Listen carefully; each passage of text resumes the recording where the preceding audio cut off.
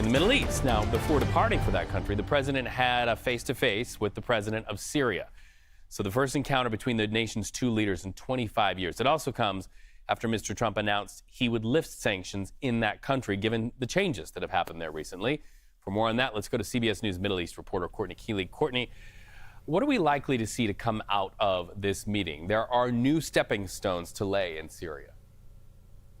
Absolutely, Reed. We're looking at the kind of reestablishing of even any relationship for the first time in 25 years. President Trump spoke about wanting Israel to join in this, that Syria and Israel could make peace as well. And the last time I heard about that was in the late 90s. So we're talking about a significant change coming out of that brutal civil war.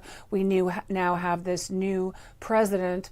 Al-Shada did shake hands. It was a big, surprising move yesterday when President Trump announced that American sanctions would be lifted off of Syria, and there was jubilation in Damascus. They have suffered under the hands of Bashar al-Assad, who we know left and fled the country in December as al-Shara's rebel forces swept through major cities into the most major city of Damascus. And then he was named this leader. And there was a lot of concern, and there still is, about his radical Islamist ties to groups like al-Qaeda, to the group that he was heading up, Hayat Tahrir al-Sham in the north. Now, Turkey has recognized that. President Trump is also talking about Erdogan, saying that Saudi Arabia and Turkey were big influences on him to normalize ties with Syria in terms of this handshake and in terms of this lifting of sanctions.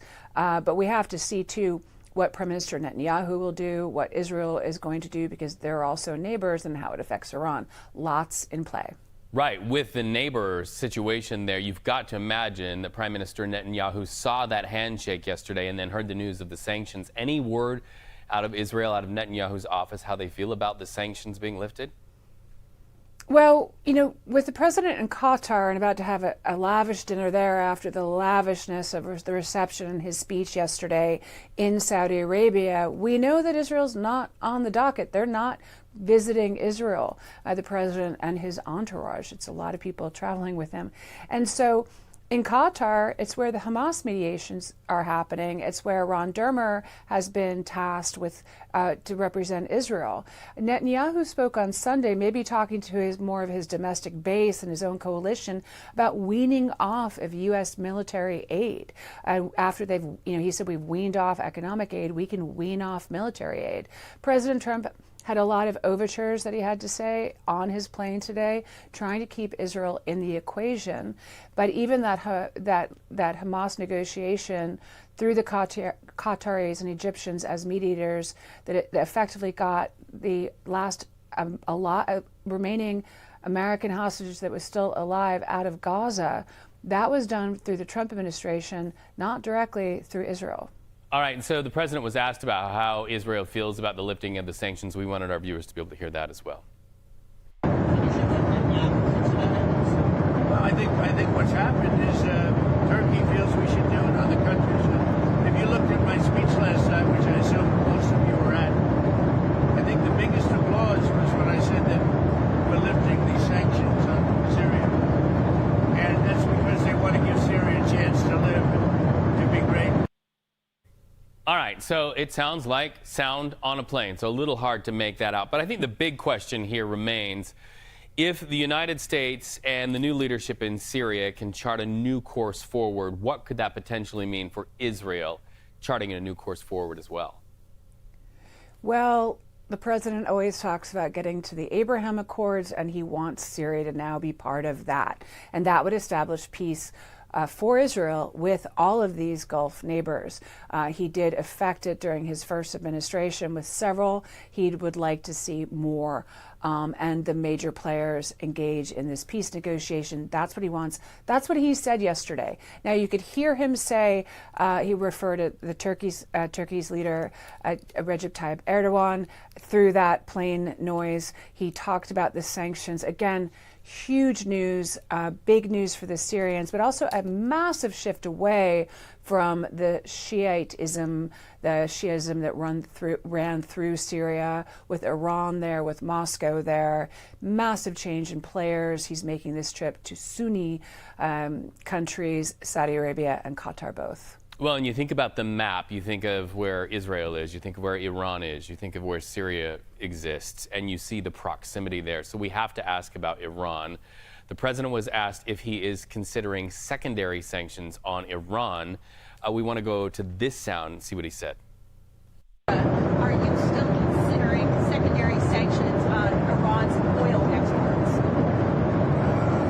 Let's see what happens over the next week. I don't really want to answer it because I want to see what happens over the next week. Go ahead. So interesting that he builds a timeline into that response. Let's see what happens over the next week. What could we be watching for where the president is concerned, likely, especially with these nuclear talks with Iran? Right. We've all been watching round 4. Will they get to a 5th round? Now, the Iranian Foreign Minister, Abbas al-Araghchi, who's actually the key negotiator that's been green-lighted by the Supreme Leader, Khamenei, has said yesterday that Trump's talk about Iran being the most destructive in the region was deceptive, mainly unhelpful. What he's really referring to, will Iran get on board in the next week or so? Will we see another round of talks? And will those talks come to any kind of fruition? With the American sanctions being lifted on Syria, there are American sanctions on Iran. Iran right now has to limit their electricity so badly that from 6 a.m. to 1 p.m. is the only time schools and banks and offices are open. And then after 1 p.m., it's forbidden to run your air conditioner. If they can start selling a bit of their oil, if they can get out and see some economic relief, that could help the Iranians, but it also bolsters the regime. None of these heads of state are clear and clean of accusations of authoritarianism. We'll say that again one more time, but not right now, and we can also talk about that another time. Authoritarianism. Now you've made, I was standing Thank here you. off camera trying to get it out of my own mouth. There's a lot to say there, Yeah. and a lot to chew. Listen, what we remember of what you just did here is break down the geopolitical landscape of the Middle East and the visits by the U.S. American president and all of the business angles. That's what we remember about your report today. We appreciate you. Thank you so much, Courtney Kealy.